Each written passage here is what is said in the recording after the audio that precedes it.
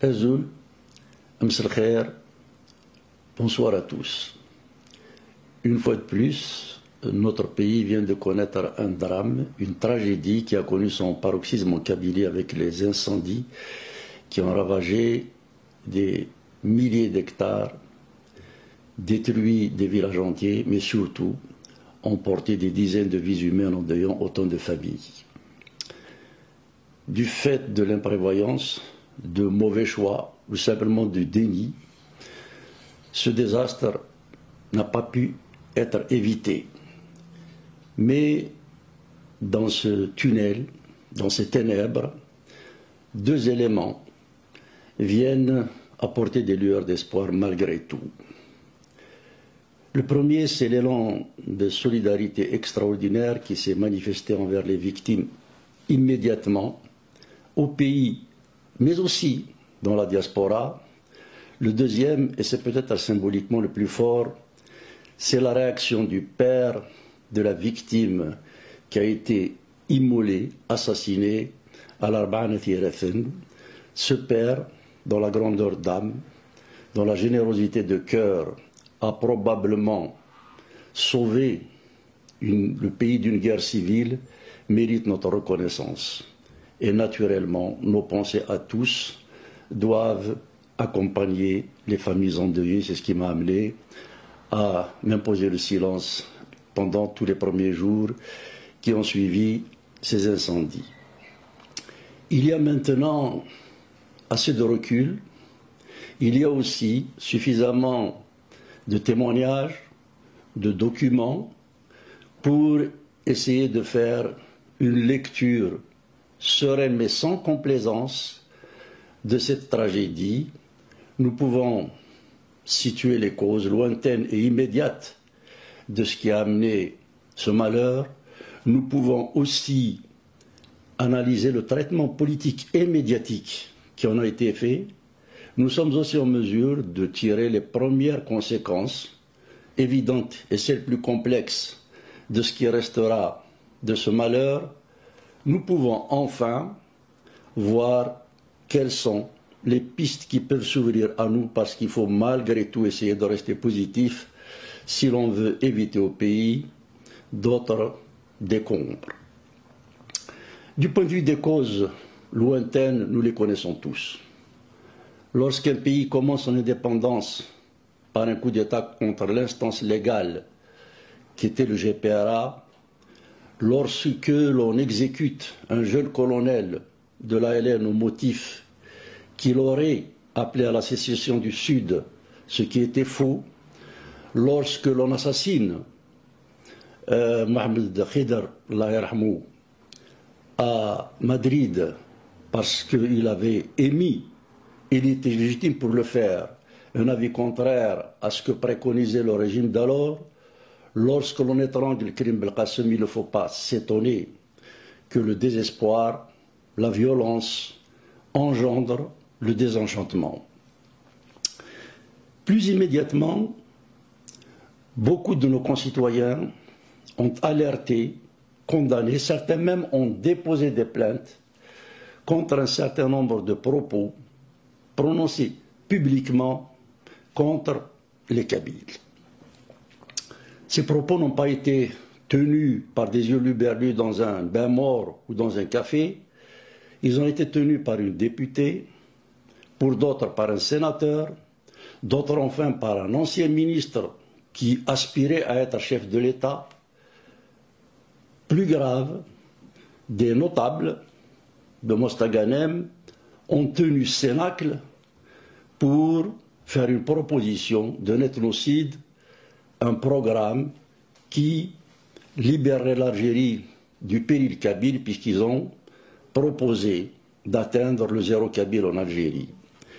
Il ne faut donc pas s'étonner que tous ces propos restés sans sanction jusqu'au moment où nous parlons aient aggravé des passions sur lesquelles certains ont pu embrayer pour faire passer des avis ou des idées qui jusque-là n'avaient aucune chance d'être entendues. L'affaire d'Arba'anati Rathin doit nous interpeller.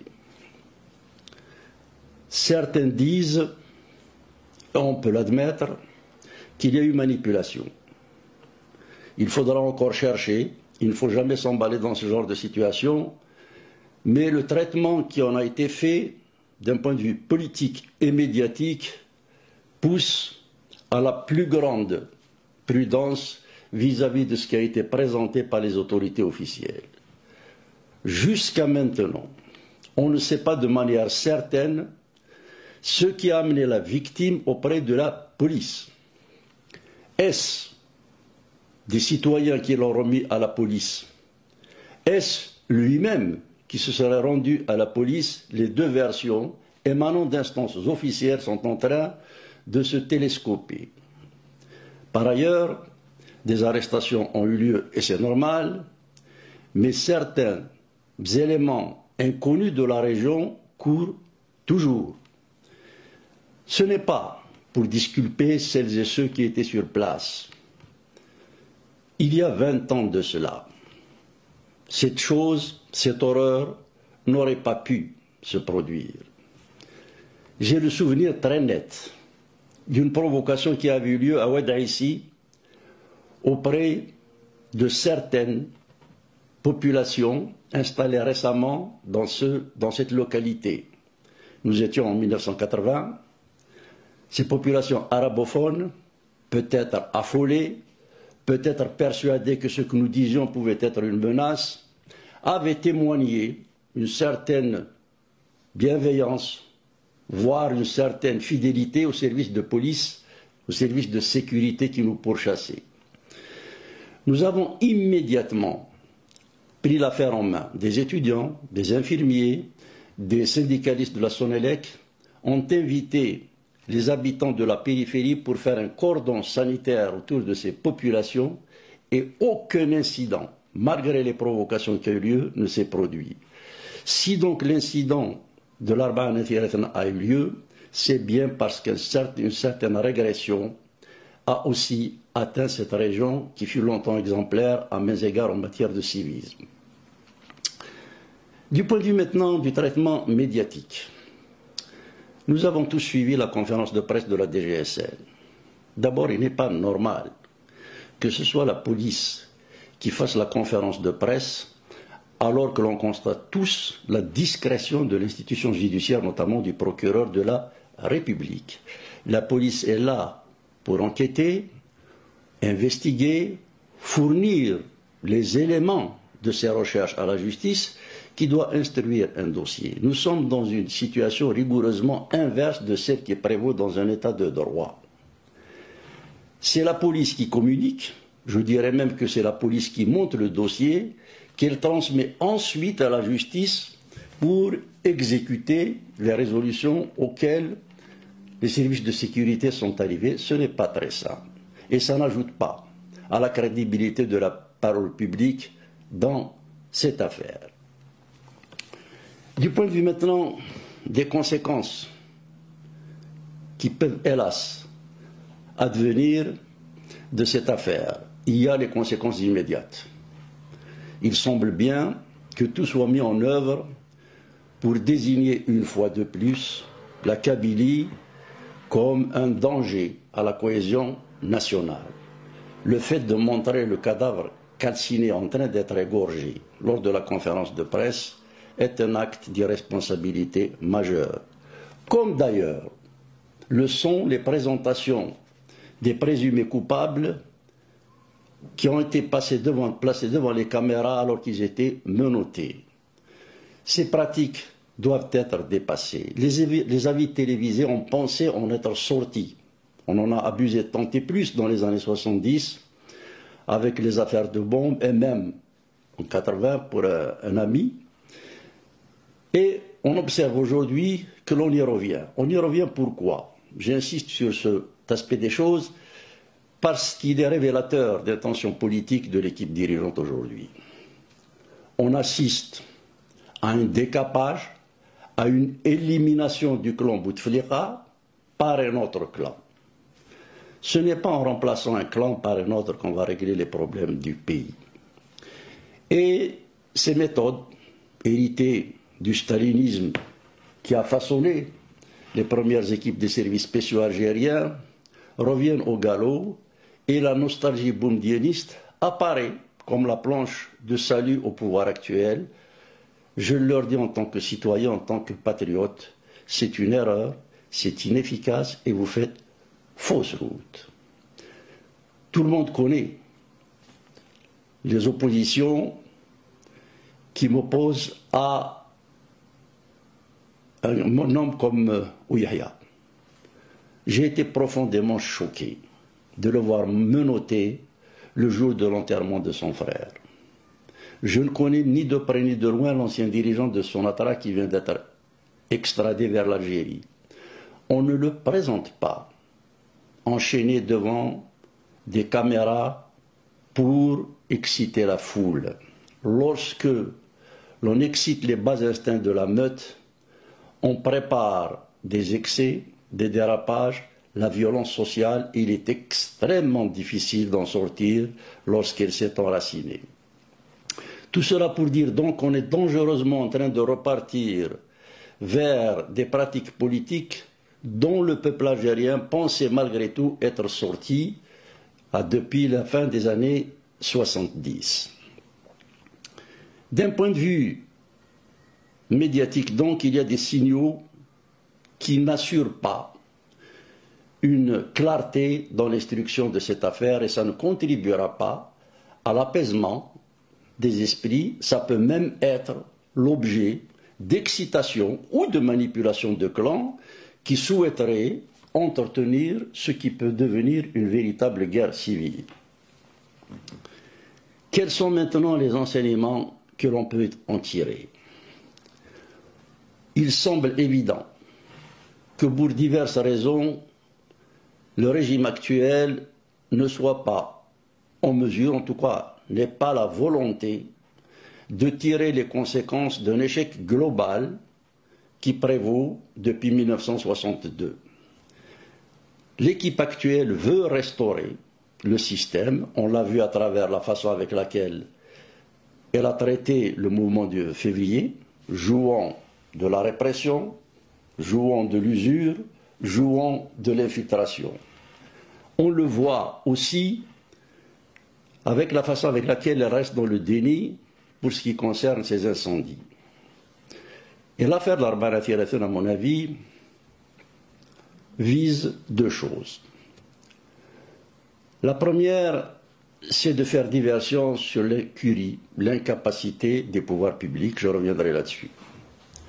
La deuxième, c'est de désigner la Kabylie parce que, malgré la stigmatisation, malgré toutes les opérations qui ont été montées contre elle depuis 1962, ce n'est pas la peine de repartir jusqu'à Cap Sigri, les poseurs de bombes, etc., etc., le combat démocratique, les luttes citoyennes menées en Kabylie ont fini par trouver écho en dehors de cette région. Or, s'il y a une chose sur laquelle le système algérien n'admettra jamais la moindre évolution, c'est de décaler l'organisation de la cité autour de la citoyenneté. C'est ce qui fait que, aujourd'hui encore, cette solidarité qui s'est manifestée dans les populations à l'endroit de la Kabylie a probablement précipité une manipulation de plus contre cette région. Ce qu'il faut bien entendre aussi, c'est que cette diversion permet d'évacuer l'incapacité des pouvoirs publics sur une tragédie qui était à la fois prévisible et évitable. On sait aujourd'hui que des cadres de la protection civile ont alerté il y a plusieurs années de cela sur les risques qui pesaient sur le patrimoine forestier algérien avec naturellement les dégâts humains qui pouvaient s'en suivre. Il y a 5 ans de cela, des cadres ont fait une proposition pour l'acquisition de 5 Canadair. L'affaire était avancée, le dossier était ficelé et la présidence de la République a bloqué ce dossier. Donc ce n'est pas parce qu'on n'a pas pensé aux instruments qu'il fallait pour prévenir et traiter les incendies, c'est parce qu'on a fait le choix de ne pas s'en prémunir. La même chose a prévalu pour ce qui est de la santé publique. Nous savons que des contrats portant sur la réalisation de 5 CHU à Tlemcen, à Alger, à Tizi Ouzou, à Constantine et à Naba étaient finalisés et les maîtres d'œuvre étaient retenus. Ils ont été rayés d'un trait de plume pour construire la mosquée d'Alger. On ne peut donc pas s'étonner qu'il manque des lits aujourd'hui. Ce sont des choix qui ont été faits, assumés, et on n'a pas entendu. Beaucoup de dirigeants sont désolés ou démissionnés devant des erreurs ou des fautes d'une telle gravité. Il est donc trop facile de faire supporter aujourd'hui le poids de l'impasse algérienne au seul Bouteflika. Ce n'est pas pour défendre, mais celles et ceux qui peuvent aujourd'hui revenir et qui pour certains sont revenus aux affaires l'ont applaudi, se sont inclinés devant son poster et on peut supposer que ces clientèles aboieront avec férocité contre ceux qui sont aujourd'hui leurs tuteurs. Tout ça pour dire qu'il faut sortir de cette sous-culture politique, sinon nous allons dans le mur. Les dirigeants, comme nous les citoyens, vous n'avez pas le droit, vous ne pouvez pas rester dans ce déni.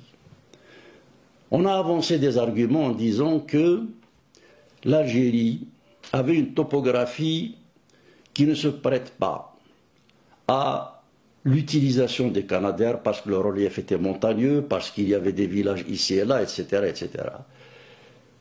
Je ne suis pas un spécialiste en la matière, je me suis simplement renseigné. C'est quand l'accès aux incendies est difficile, c'est-à-dire lorsque le relief ne s'y prête pas, qu'il faut utiliser les canadaires. Il y a des maisons partout. Il y en a en Grèce, il y en a en Italie, il y en a en France, dans le sud en tout cas, il y en a au Portugal. Ils ont utilisé les canadaires. Et s'il faut évacuer une maison ou un village le temps que l'on fasse le largage, il faut le faire. Mais continuer à dire aujourd'hui qu'il ne faut pas avoir de canadaires pour ne pas perdre la face, c'est préparer de nouveaux drames demain, si tant est qu'il y a quelque chose encore à brûler. Mais nous replanterons, nous reboiserons. Et il faut au moins éviter que cet effort qui nous attend ne parte en fumée demain du simple fait de mauvais choix politiques ou bien de priorités qui n'ont pas lieu d'être. Messieurs les dirigeants, je vous parle en tant qu'Algérien, je m'adresse à vous en tant que citoyen. Et donc c'est de citoyen à citoyen que je m'adresse à vous. Ce n'est pas parce que vous ne lisez pas les choses dans la presse qui est maintenant muselée que les Algériens ne parlent pas entre eux. Je vous livre un message que m'a envoyé un Algérien. Un Sukhoi dans l'armée algérienne est doté, vaut, dans la meilleure de ses gammes, semble-t-il, 53 millions de dollars. Un Canadair, dans la meilleure de sa version, dans sa dernière version, vaut entre 32 et 34 millions de dollars. Il y a possibilité d'acquérir des occasions rénovées par le constructeur lui-même. Vous n'avez donc aucune excuse de ne pas avoir doté notre pays de ces appareils qui sont utilisés dans l'ensemble du bassin méditerranéen. Je ne vous ferai pas de procès parce que c'est vrai que les erreurs, les fautes récurrentes qui sont commises sont inscrites dans le gène de la matrice du système politique algérien. Mais on peut au moins faire l'effort d'en sortir. Je vous en conjure. Oubliez que vous êtes au pouvoir aujourd'hui. Vous ne serez peut-être pas demain. Oubliez les coquetteries par lesquelles on a censuré la parole des citoyens parce qu'ils parlent. Nous savons tous que le budget de l'armée algérienne évolue entre 25 et 30%. Aucun pays ne peut tenir longtemps avec de tels chiffres. Les pays démocratiques tournent entre 2 et 4%. Même la Turquie, même après la folie militariste d'Erdogan à la suite du coup d'État avorté de 2016, tourne, selon les avis spécialisés, autour de 9%. Nous ne pouvons pas hypothéquer le destin d'un pays par un surarmement qui n'a pas lieu d'être et qui en plus est inefficace. Il faudra donc que tout cela soit mis à plat parce que nous devons discuter. Si nous ne discutons pas, calmement, posément, sans colère, mais pour le bien de notre pays et de notre nation, cela veut dire que nous n'avons tiré aucune leçon de nos erreurs et je me mets dans la responsabilité des erreurs qui ont été commises parce que nous sommes tous, peu ou prou, responsables d'un tel désastre, d'une telle impasse. Il y a possibilité de réparer de tels dégâts. Il y a possibilité de permettre à l'Algérie indépendante de naître parce que politiquement, démocratiquement, culturellement, socialement, elle n'est pas encore née. Nous devons savoir que nous devons tout remettre à plat. Que faire concrètement? Qu'est-ce qui peut nous permettre de rebondir? De la lucidité, du courage certainement, de l'intelligence et de l'écoute les uns envers les autres. Il ne s'agit pas de s'accabler, il ne s'agit pas de s'investiguer, il s'agit simplement de savoir que le déni ne peut plus nous permettre d'avancer parce que nous sommes au bout du bout. Les ressources financières s'épuisent, la colère monte et on peut supposer que cette fois-ci, elle ne s'exprimera pas de manière aussi pacifique qu'elle l'a été en 2019 et en 2020. Nous devons donc être suffisamment lucides pour dire que nous devons tourner une page pour écrire une nouvelle. Sur quoi pouvons-nous nous appuyer? J'entends mes concitoyens qui me disent « Que faire? Les analyses, ça suffit. Les discours, ça suffit. » D'abord, ce n'est pas vrai. Il faut des analyses. Lorsque l'on a identifié les problèmes, lorsque l'on est d'accord pour pouvoir en traiter, les débattre, c'est déjà un grand pas de fait vers leur résolution. Maintenant, il y a deux axes sur lesquels on peut s'appuyer et qui sont immédiatement opérationnels. Le premier, je l'ai évoqué auparavant, c'est ce formidable élan de générosité qui est monté du tréfonds des âmes de nos concitoyens. Nous devons mieux l'encadrer, nous devons le valoriser au lieu de le stigmatiser comme l'a fait l'ambassadeur d'Algérie à Paris, qui a eu des propos absolument irresponsables. Un pays digne de ce nom aurait immédiatement rappelé son représentant. On ne dit pas à des citoyens qui ont eu le patriotisme, le civisme de s'organiser spontanément autour de leur projection de leur comité de village, nous n'acheminerons pas vos dons parce que je ne suis pas le responsable d'une région. D'abord, cette région, tu la représentes, et puis en tout état de cause, le comité de village ne représente pas le peuple algérien. C'est à toi d'essayer de sensibiliser les autres catégories pour promouvoir ce civisme, pour faire l'apologie de cette générosité afin qu'elle devienne la norme dans la diaspora algérienne au lieu de l'entraver. Il y a donc cette générosité, ce civisme qu'il faut entendre, qu'il faut savoir canaliser, mais pas du tout dans des organisations politiques. Il y a une dissolution de la classe politique et cette tragédie vient de la révéler un peu plus. Nous ne sommes pas là pour faire une proposition d'un cadre partisan. Il ne s'agit pas de cela. Ce qu'il faut, c'est rassembler les gens dans un cadre qui promeut la citoyenneté, qui assure très concrètement la mobilisation autour de tâches concrètes. Je l'ai dit tout à l'heure, il faudra reboiser ce qui a été brûlé. C'est un immense chantier autour duquel nous pouvons organiser nos intelligences et nos énergies. À l'intérieur du pays, il est impossible, en tout cas il est extrêmement difficile de s'organiser, de s'exprimer, de se rencontrer, puisque je l'ai dit maintenant, le retour du boumdionisme semble tenter, hélas, les dirigeants actuels. La diaspora donc doit essayer d'élargir son regard, sa réflexion, pour donner plus de sens, de valeur et d'amplitude à cet élan de mobilisation et de générosité. Il faudra soigner, il faudra nettoyer, il faudra reconstruire, il y a à faire, et ce n'est pas la première fois que la diaspora algérienne aura été déterminante dans un moment critique de notre nation. Elle peut l'être encore plus cette fois-ci, parce que du fait de la nature du système politique algérien, ceux qui sont sortis du pays, ceux qui ont quitté le pays contraints et forcés pour la plupart, sont des cadres ou des jeunes. L'expertise du pays est hélas à l'étranger. Il faut absolument la mobiliser, la valoriser pour la rentabiliser.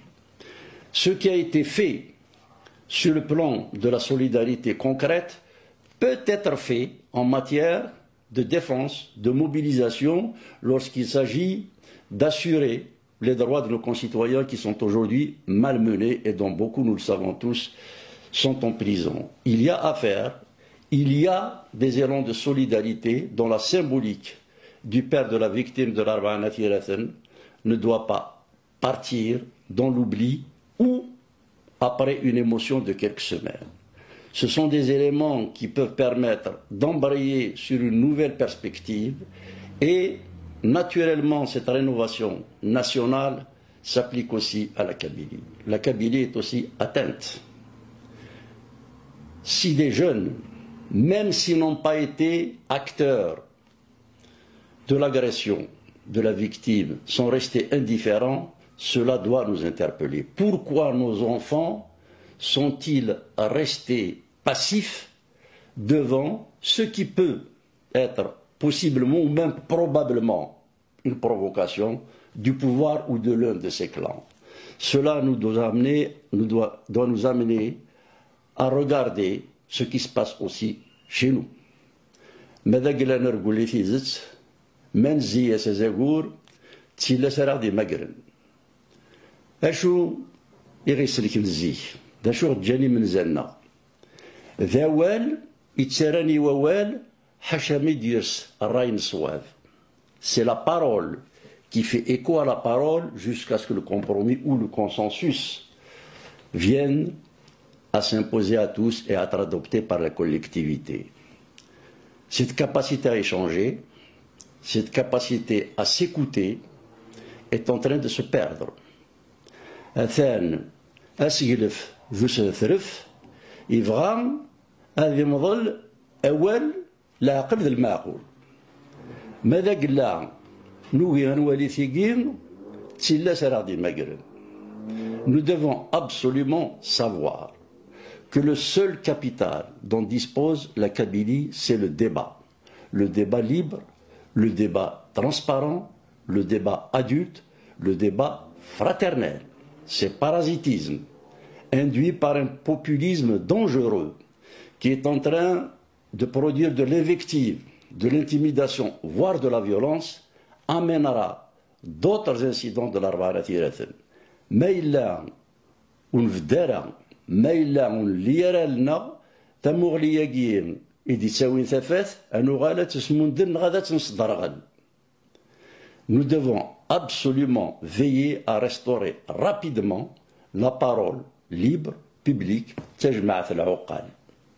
Nous avons greffé sur ces valeurs ancestrales, et je ne fais pas de la nostalgie gratuite, la raison scientifique, نلقمس تموسني ثلاث ذايني غير صاودنا لارمين إذ نسولي ثمورث القبايل القارثية ذايني تصاودنا لارمي تمقول ندغورس ويذني يقارن نقارث فرنسا يكون يدي ربان أتسوغالم ذا المثول ذا نشتاقين ذا ولاقين إذ نقار يجي كان في غارين رواندا النظام. Nous devons absolument veiller à ce que le patrimoine culturel, citoyen, social qui prévaut en Kabylie soit restauré rapidement. Il y va de son intérêt, de celui du pays et de toute la région d'Afrique du Nord.